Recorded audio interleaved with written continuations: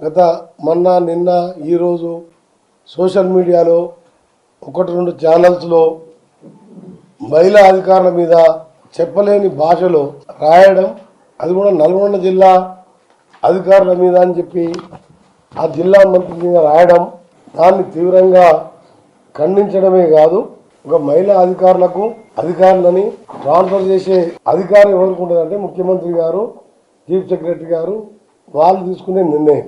నల్గొండలో నేను వచ్చిన తర్వాత 4 కలెక్టర్లు మారింది. ఆ కలెక్టర్ల పోస్టింగ్లో కానీ ముఖ్యమంత్రి గారు మా జిల్లానే కాదు ఏ జిల్లాలో కూడా ముఖ్యమంత్రి గారు ఆ జిల్లా మినిస్టర్లకు ఇన్ఫార్మ్ చేయరు, మాకు చెప్పి ట్రాన్స్ఫర్ చేయరు. రెండవ విషయం, ఐఏఎస్ ఐపీఎస్లని బాగా కష్టపడే వారిని ప్రజల కోసం 24 గంటలు ఐపీఎస్లకు కానీ ఐఏఎస్లకు కానీ సెలవులు ఉండవు. జిల్లా మొత్తం అన్ని డిపార్ట్మెంట్ వాళ్ళే చూసుకోవాలి. వాళ్ళకు ట్రాన్స్ఫర్లు, ప్రమోషన్లు, రిటైర్మెంట్ అనేది ఉద్యోగస్తులకు తప్పని. అది ప్రభుత్వం తీసుకునే చర్య.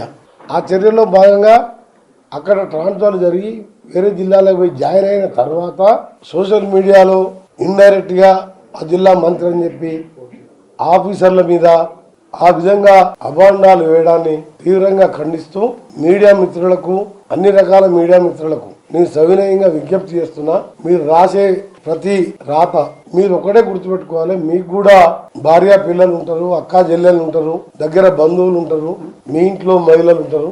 వాళ్ళని కూడా ఎవరైనా ఈ విధంగా మీ మీద అంటే మీరు ఎంత బాధపడతారో ఆలోచించుకోవాలి. ఆ ఛానల్ ఎక్కువ రేటింగ్ పెరగాలను, యూట్యూబ్ ఛానల్ అయితే లైక్స్ రావాలను కాంపిటీషన్లో పడి మహిళా ఆఫీసర్లని మానసికంగా ఇబ్బంది పెట్టడం సరైన పద్ధతి కాదని చెప్పి అది స్టేట్ మీడియా కానీ సోషల్ మీడియా కానీ మీరందరూ కూడా గుండె మీద చేసుకొని ఆలోచించుకోవాలి.